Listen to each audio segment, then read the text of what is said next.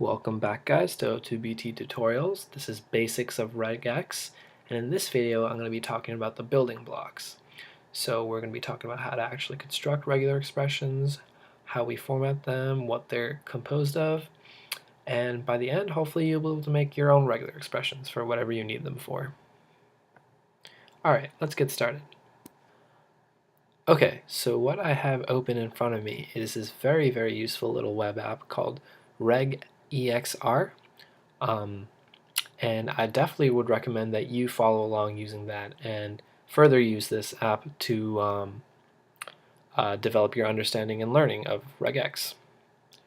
Okay, so first I'm going to talk to you guys about character shorthands.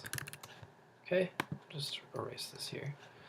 What are character shorthands? So we have \d, and this essentially matches for digits. Another example of a character shorthand would be \w, which essentially matches for word characters. And I guess the best way to show you would be through an example. So type, let's see, example 3. So if I do \d, it actually matches for all the digit characters in my text that I'm matching for. Okay, and if we do \w up here, it's the same thing. So each individual word character here that matches is highlighted. And there's actually a nice little pop-up that shows up that explains it all very nicely. A word matches any word character. Okay, great. It's also worth noting that if we do \uppercase D or \uppercase W, it actually matches for all, in this case, all non-digit characters, and in this case, all non-word characters. So let's try this out. \d, and as you can see, all non-digit characters are highlighted. \w, all the non-word characters like spaces and any sort of punctuation, all highlighted. Okay. Some further examples for character shorthands would be \b, which matches for word boundaries. Okay, so if we're matching for, let's see, passengers 1, 2, 3. We're looking for maybe \b, p. Let's see. It's a good example of this. Okay, so let's say apes, right? So we do \p, and it'll actually only match for the p in passengers 1, 2, 3, and not apes, because passengers 1 through 3 is bound on the left by a word boundary. Okay. And then of course we have the dot character shorthand, which matches for any character. So we construct something like this. Our dot character will in fact match for all of these. Okay, doing pretty good so far. Last couple of things. We have caret, which matches for start line, and we have money for end line. Okay, so I think it's pretty helpful for me to type it out in this text as I'm explaining it and actually show you examples. I think it's a pretty good way of going through this. Okay, so that I think pretty much sums up all the character shorthands that we'll be using, and most of the ones that you'll ever be using. Let's move on to quantifiers. Alright, so we got all these nice character shorthands. What happens if we have repetition in the text that we're searching for? So let's say Mississippi, right? You know, it'd be very repetitive to have to actually search, either, repeat our character shorthands just as much as it'd be annoying to have to actually type out the literal, right? So we have quantifiers to help us. So one example of this is using ranges, or rather using, so this is to check for repetitions, right?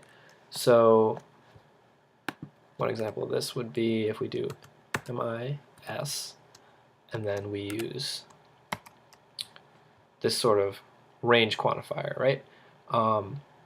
What this does is this denotes that we're looking for the previous character for a total match of 2 times, right? And then there's also more of a sort of range that we can give it. So it could be 1 or 2. So say, let's see, I'll take this out. So say that we accidentally misspelled Mississippi, right?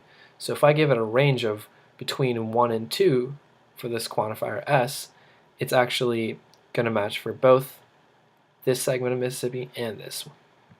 All right, so that's pretty helpful. What else do we got for quantifiers? So we have the plus quantifier, which matches for 1 or more. What's this? So what's a good example of this? Say we got a text that's like, so say we have like some exaggerated piece of text like this, and we want to be able to match for any sort of instance of long, any sort of variation with however many G's. So we could, I'm just going to literally type this out for brevity. What we can do is we can add the plus here, and it'll actually match for 1 or more of the preceding character. So we'll be good here, and if I do an alternate version, it should be good there too. Okay, so that's the plus quantifier. What else do we got? Then, of course, we have the star quantifier. I'm not sure if it's called that, but this matches for 0 or more of previous character. So, okay, so a good example of this would be, say if we're checking for lol, right? But we also want to check for lols or lols. Pretty silly example, but should work. Okay, so we check for the literal lol, and then we want to check for any character that comes after it, whether or not it actually exists. This should work for any sort of length or any sort of silly variation of this. Okay, so that's the star quantifier. So 0 or more of the previous token that we have. All right, so, also there's the optional quantifier. So, I guess going back to lol, it would be, if we change this to optional, it'll match for either the previous quantifier or not the previous quantifier. So, in other words, it can either exist or it doesn't have to. So between 0 and 1 instances of the preceding character. And if we see here, it's not going to match for any more of the previous character. Okay, so that is quantifiers. Let's see. Okay, so another very important building block in RegEx is capturing groups. Okay, so capturing groups is sort of a way to capture text and back reference it, or sort of just like save it in a, I guess, kind of like a variable. Okay, so one let's see, one application with this would be to check for repeated text, right? So an example of this would be, say if we have a hunk of text and we're searching for repeated words that are next to each other. So the way that we would search for this, we want to make sure that we're in a word boundary, so we're actually within a word when we search for the text, and search for however many words. And what we do is we enclose it in parentheses, right? So this creates a capturing group. We do a space token. And then what we do is we want to reference this capturing group, so we want to check that this capturing group occurs again. So in this case, it would be the is. So what we do is we refer to it using the number of the capturing group. So this is the first capturing group that we've created, so we refer to it using 1. So in this case, the first is bound in a word with the word boundary character. And then we refer to it again using the back reference. So it matches the repeated word. Okay, so that about sums up capturing groups and back references. I know I'm going really quickly through these, but once you sort of get the basic idea and you can kind of extract from an example how it's used, it's pretty repetitive from there, and you'll catch on pretty quickly. Okay, so going along with capturing groups, there's this idea of alternations. So what alternations is it basically gives you alternate patterns to match for. And typically you can only do this within a capturing group. So an example of this would be, let's say we want to pattern search for color and collar.